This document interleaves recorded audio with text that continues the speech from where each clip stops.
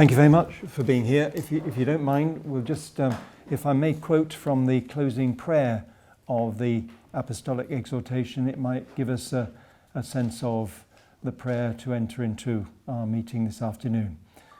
So I'm quoting from the prayer. Bring your Son to birth in their hearts, so that he can shine forth in the Amazon region, in its people and in its cultures, by the light of his word, by his consoling love, by his message of fraternity and justice. Good. Well, thank you very much for being here this afternoon. Let's see what we can make of whatever time we have. Why are we here? We're here because this morning the Pope issued an apostolic exhortation called Beloved Amazon, which follows the Synod and the final document of the Synod. And clearly this is something that's written by the Pope and is really a matter centred on Rome because of a Roman Synod on the theme. But at the same time, he's asking us, because he's writing to all of us, he's asking us to take very seriously the whole question of the major themes within the document, which are particularly centred on the social, cultural, pastoral and ecological dimensions of the Amazon, which affect us all. We talk of the Amazon as being the lungs of our planet, and we are affected by what's happening in the Amazon, and we've got to be aware of our brothers and sisters in our care for our common home. So the Synod, you're probably all very much aware of it, are meetings either in the local church or the universal church gathered in Rome on a theme. This is the first one to be based on a particular place and the consideration of a place. And it's an opportunity for all voices to be considered and all opinions gathered. And in the 2 years of frantic consultation, they reckon over 87,000 people submitted various views and opinions and expertise and knowledge on the Amazon. So when the 185 members of the Synod came together, they were very well briefed indeed, and there was open discussion and there was a final document which Pope Francis asked to be published immediately, which gave a summary really of all that had gone on in the Synod, and then he promised to write an exhortation based on the Synod and its final document, and that's what we've got today. So it is something that does affect us, because the Amazon clearly has an impact on our world, our planet, and on our care for our common home. But really the exhortation, the very fact that it's called Beloved Amazon, Querida Amazonia, is, I think, important in itself. The Pope is saying that the Amazon is something to be cherished and loved for what it is, for how it contributes to our planet and all that it offers, and we need to love it. And if we love something, we engage with it, and we are able to bring the fullness of all that the Amazon has to offer for the benefit of all of us.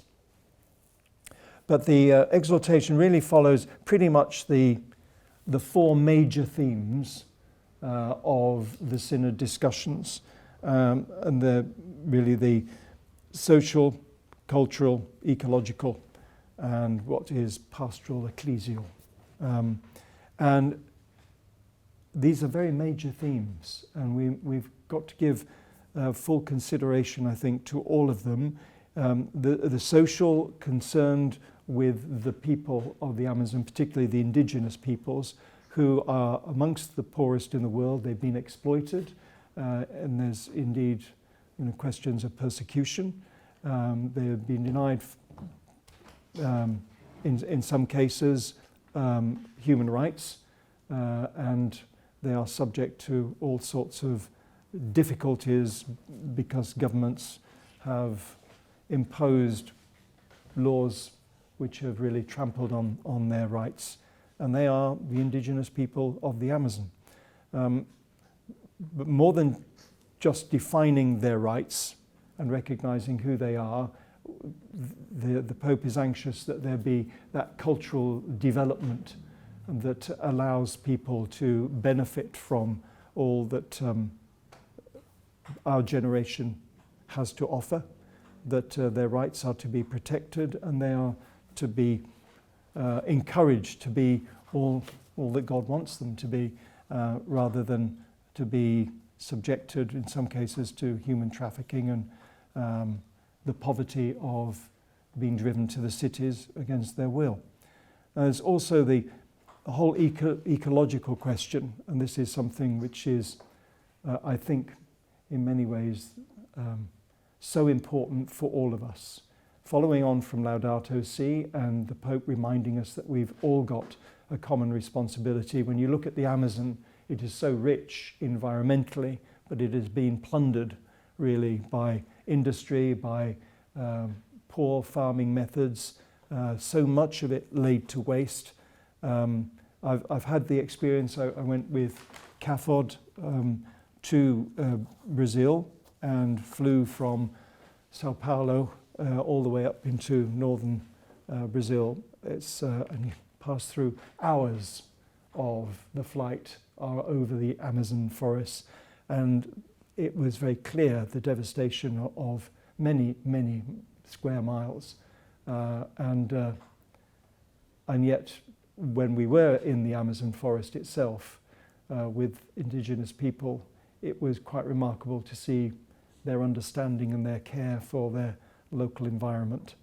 So the environmental questions are enormous because what they've been doing in the Amazon is not sustainable.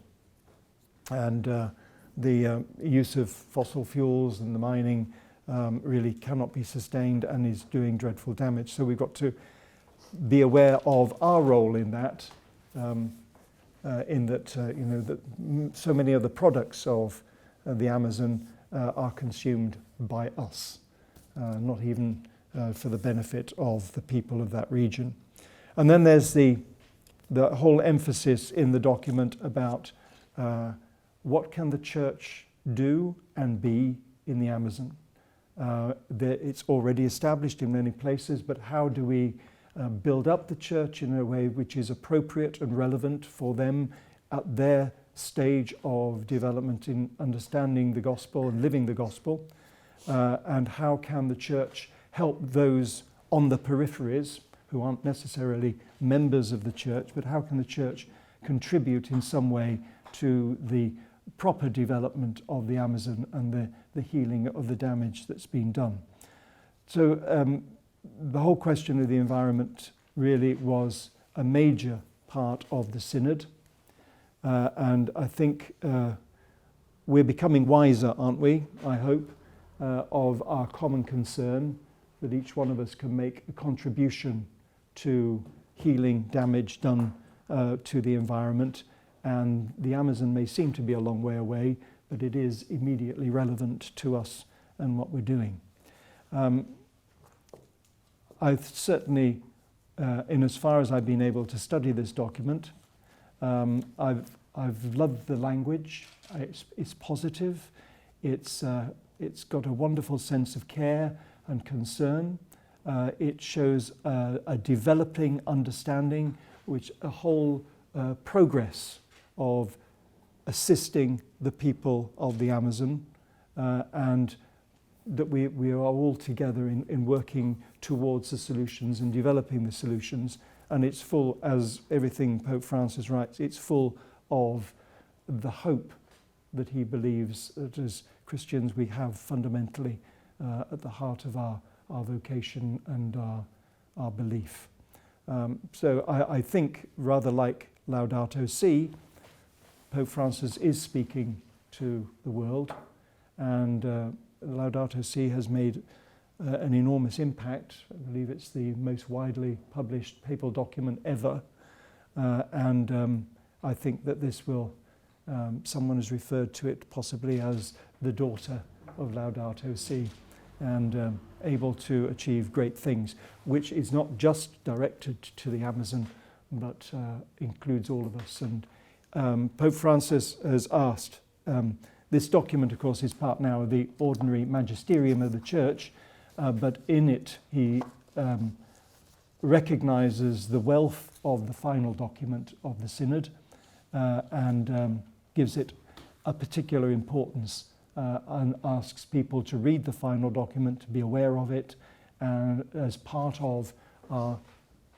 fuller understanding of what is being presented by his own exhortation.